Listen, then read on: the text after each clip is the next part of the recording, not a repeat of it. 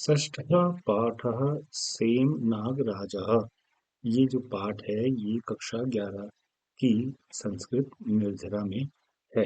तो सीधे हम इस पाठ की व्याख्या पर चलते हैं, बिना समय बिताए इधर उधर की बात करने से अच्छा है हम सीधे पाठ पर चलें।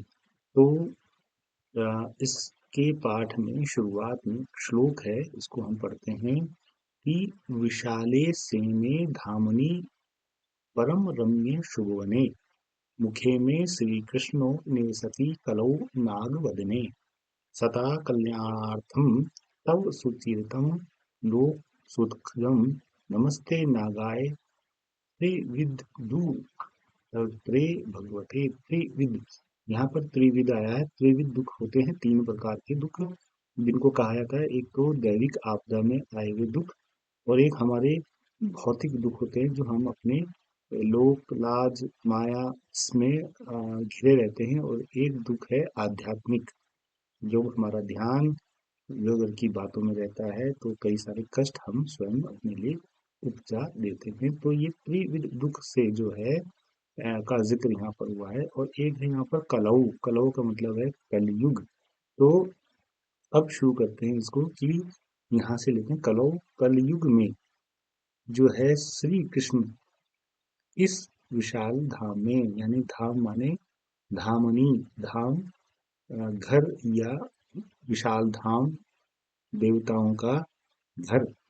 तो कलयुग में इस जगह श्री कृष्ण के इस विशाल धाम में अत्यंत विशाल सेने धामनी परम रम्य, परम बहुत ज्यादा सुरम्य शुभ वने, वनों के आसपास जो है कौन निवास करता है?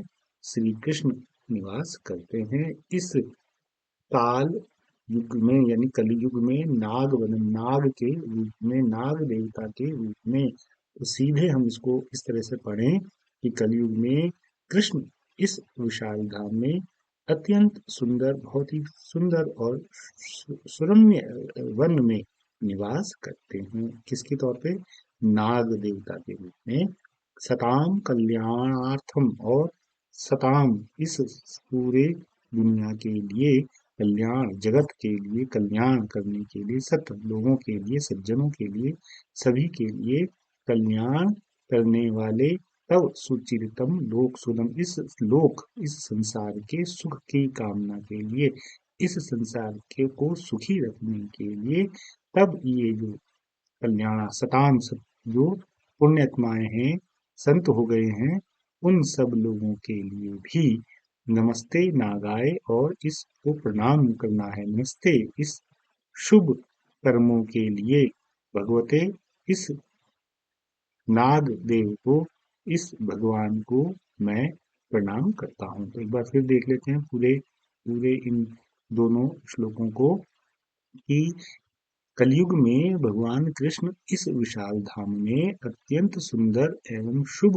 वन में निवास करते हैं।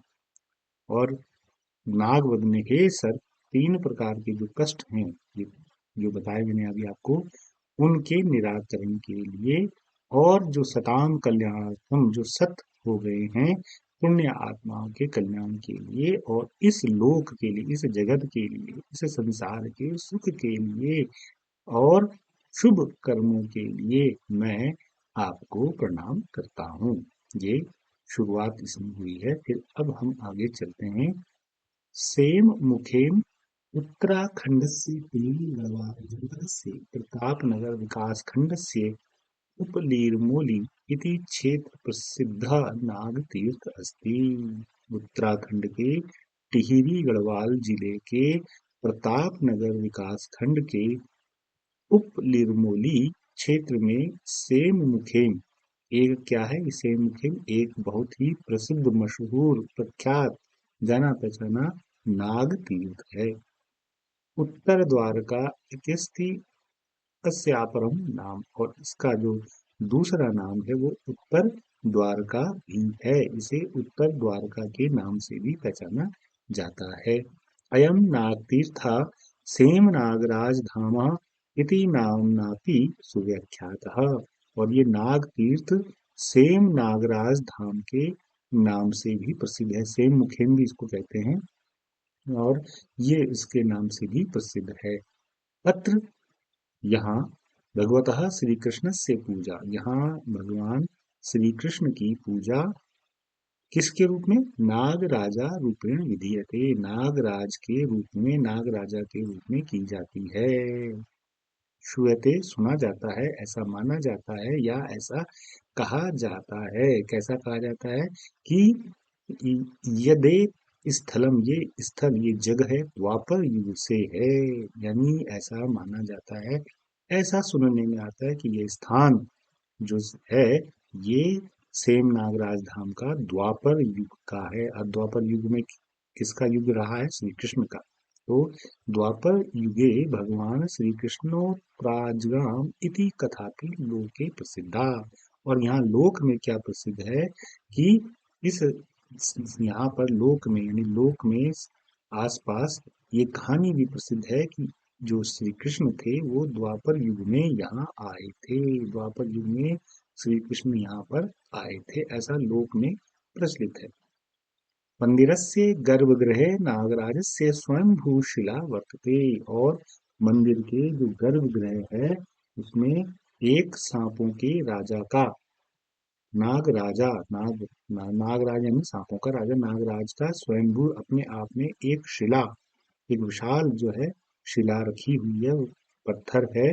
और लोका मन्यते, लोग मानते हैं, लोगों का मानना है कि यदेशा शिला, ये जो शिला है, चट्टान है, ये द्वापर युग से यहाँ पर स्थित है, खड़ी है। ये चट्टान यहाँ पर द्वापर युग से ही है, ऐसा मानते हैं।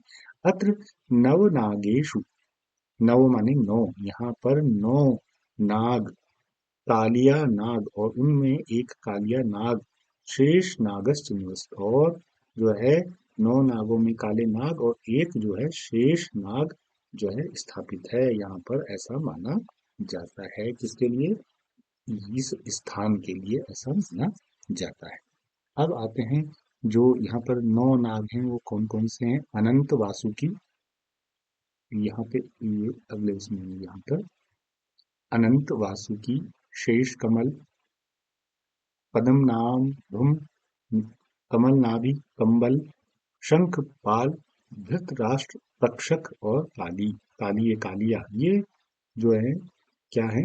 ये नौ नाग हैं। ये नौ नाग, एते नव नागा संति, ये नौ नाग हैं। और ये जो बाहर गेट है वहां पर भी ये बने हुए हैं, एक, एक दो तीन चार पाँच छः सात और आठ नौ, नौ नागों का ये ऐसा माना जाता है। इत्यशा मान्यता।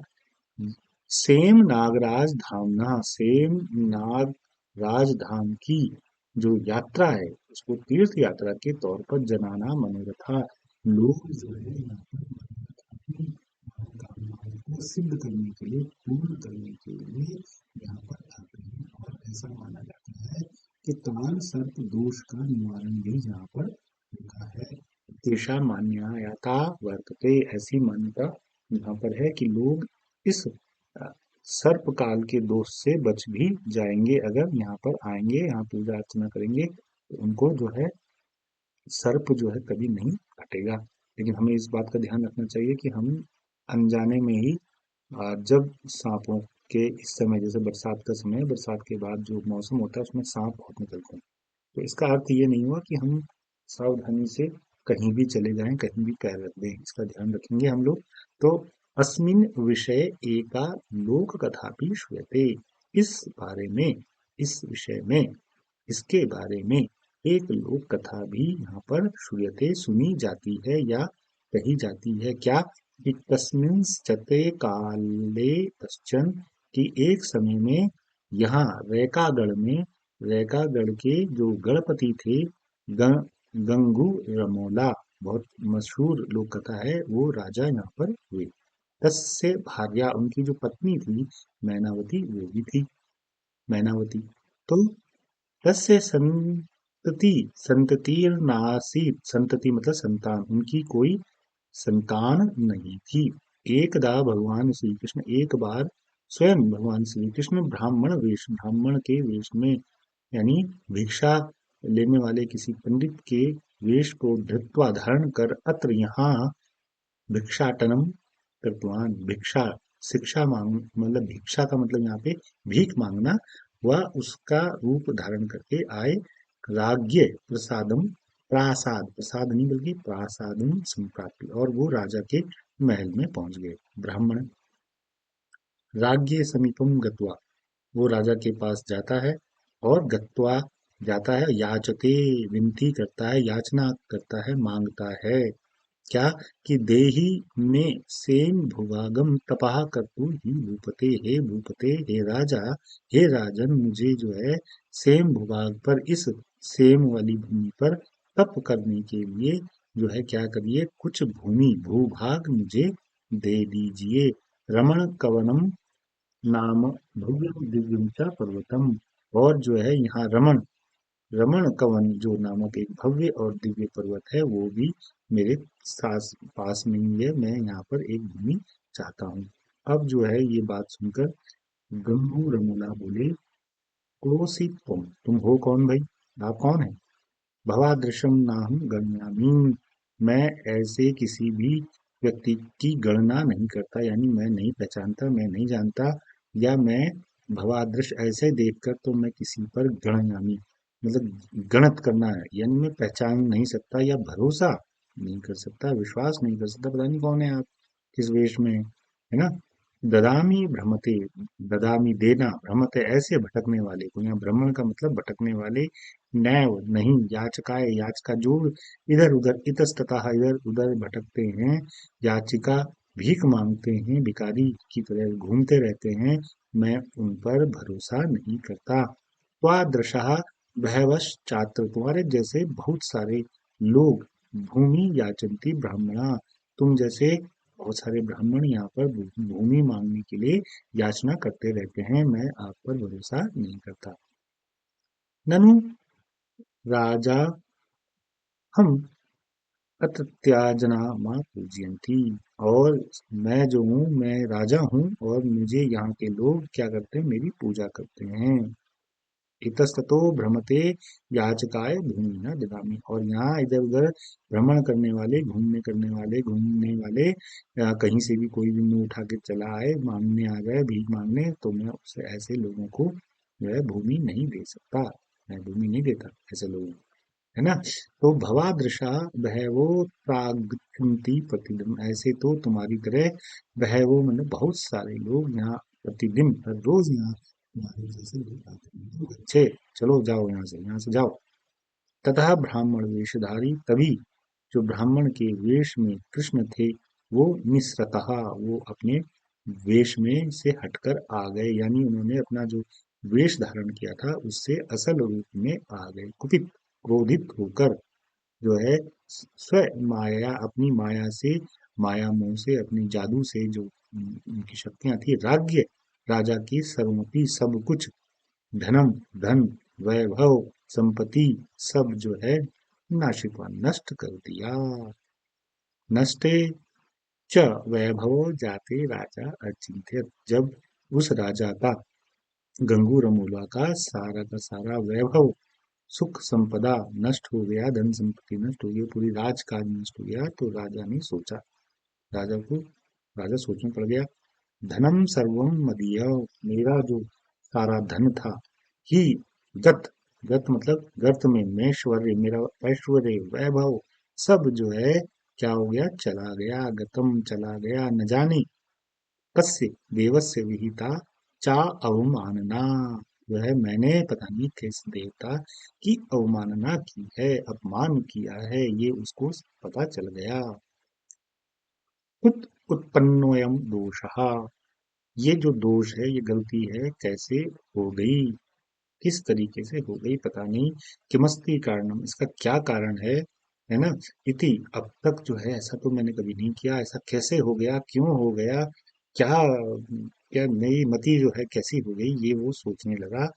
स्वप्ने च मैनावत्या, जो मैनावती थी, गंगू रमोला की पत्नी, उनके सपने में भगवता लीलाया दर्शनम, भगवान की जो लीला उसने देखी, यानी जो राजा है गंगू रमोला, उसकी जो पत्नी है मैनावती, उसको सपना आया, और सपने में भगवान श्री कृष्ण की जो लीला है, उसे देखकर उसने कृत्वा वो सारी बातें राज्य सर्वम वेदम राजा को सब कुछ बता दिया कि भैया आपने जिस भिखारी का अपमान किया है वो श्री कृष्ण है भगवान है।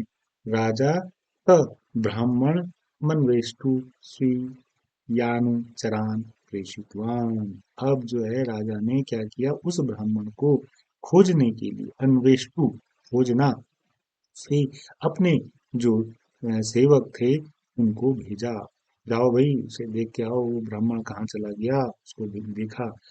ते अनुचरा जो उनके अनुचर थे, उस राजा के सेवक थे, सैनिक थे, उन्होंने जो है क्या किया, राष्ट्रविंशे उसे खोज लिया, भगवंतम संप्राप्यम से मुखेम आगमनाय, उनको खोज लिया भगवान को और भगवान से प्रार्थना की, संप्राप्त उनके पास जाकर कि हे भगवान सेमुखे में आइए, आपका निवेदन करते हैं कि आप जो है सेमुखे में आइए, प्लीज आप आइए, जरूर आइए। तदनु तब उसके बाद भगवान रमोली सेम मुखेम संप्राप्तिम सेम नाम के स्थले मंदिर निर्माणायम आदिशति, उसके बाद तुरंत गंगू रमोली ने उस सेम मुखेम पर जो है पहुंचकर, खुद उनके सामने पहुंचकर, और उन्हें किसने, भगवान स्वयं पहुंचे और वहां पर सेम नामक स्थल जो है वहां पर मंदिर के निर्माण का आदेश दिया कि भाई ऐसा है यहाँ मंदिर में।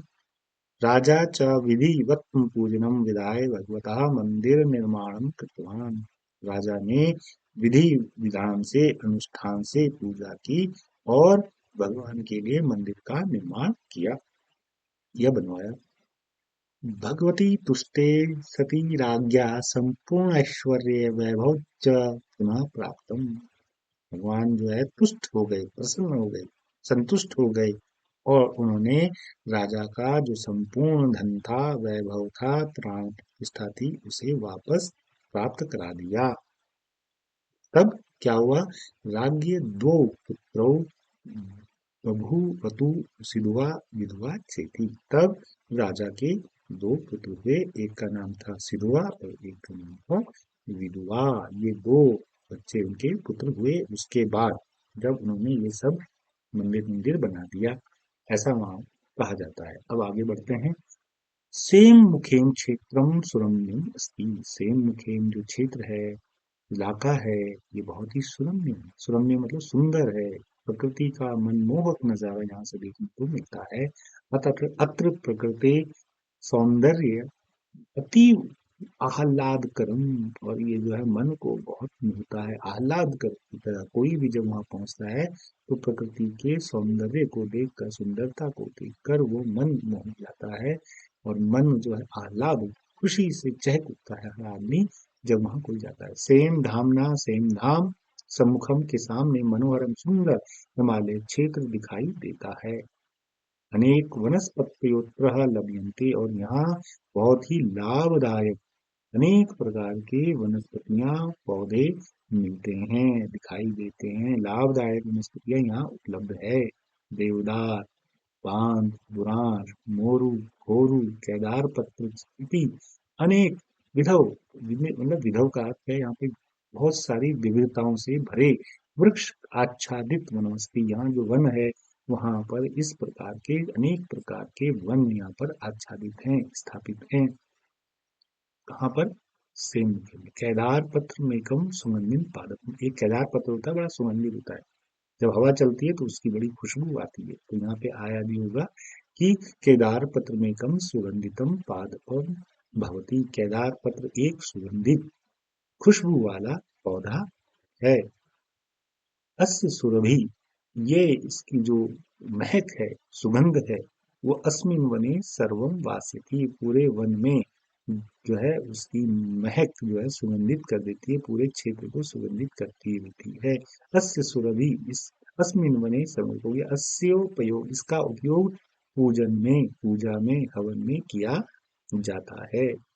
सेम धामना, सेम धाम के ऊपरी सतरज्जु बुया, उसके सेम धाम जो सेम मुखिम का मंदिर है उसके ऊपर और ऊपर जाकर बड़ा ही एक सतरज्जु जो है, जिसको सतरज्जु कहा जाता है, सतरजु भी कहा जाता है, बुग्याल है, हरा भरा मैदान बहुत ही सुंदर। अधश्च मन भागी, और नीचे, अध माने नीचे, और नीचे मन भागी, मन को भाने वाला एक मन भागी बुग्याल भी है।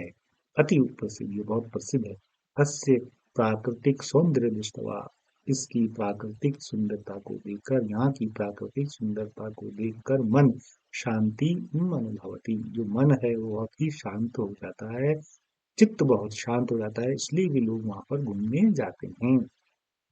पर्यावरणीय दृष्टया समृद्धम क्षेत्रमस्ति, और ये पर्यावरण की दृष्टि से भी समृद्ध क्षेत्र है। समृद्ध माने सारी सुख सुविधाओं से। कैसी सुख सुविधाओं से? प्राकृतिक सुख सुविधाओं से, यानी प्रकाश, हवा, जल, इस तरह की जो सुविधाएं हैं इससे समृद्ध है। अस्य समीपे अनेकानि पर्यटन क्षेत्राणि सन्ति, इसके समीप अनेक बहुत सारे पर्यटन क्षेत्र भी हैं। इतः नाति दूरे, इससे वह कुछ ही दूरी पर चौरंगी नाथ मंदिर, चौरंगी खाल और नचिकेता ताल भी यहाँ पर हैं। तो ये बड़ा ही सुंदर जगह है, कभी जाइएगा, घूमिएगा, इस जगह को देखिएगा। तो इस प्रकार हमारा ये पाठ, इसकी व्याख्या पूरी होती है, और फिर अगले वीडियो में हम इसके प्रश्न अभ्यास लेकर आएंगे आपके लिए। और हाँ, इसको पूरे पाठ को इस बार पढ़िए, और इसके जो श्लोक है उनका अन्वय भी इसके पाठ के अंत में दिया है, उसको पढ़कर उसके शब्दार्थों को देखकर आप इसको और अच्छे से कर सकते हैं। और हाँ, वीडियो के अंत में आपसे ये निवेदन भी करूंगा कि आप मुझे जो है ये भी बताएं कि आपको और क्या क्या किस तरह के वीडियो चाहिए। और अगर आपको ये वीडियो पसंद आया है तो कृपया लाइक कीजिए, और सब्सक्राइब भी कीजिए, अपने दोस्तों को, अपने सहपाठियों को शेयर भी कीजिए। और यदि आपको इसका जो है अर्थ पूरा डिटेल में चाहिए तो मैं उसको भी आपको भेज सकता हूँ। उसके लिए आप इस वीडियो का लिंक शेयर करिए मुझे 7579111144 पर, तो मैं आपको इसका पीडीएफ भी भेज दूंगा। तो बहुत बहुत शुक्रिया आपका, और खुश रहिए, मस्त रहिए, पढ़ते रहिए, आगे बढ़िए, प्रसन्न रहिए। नमो नमः।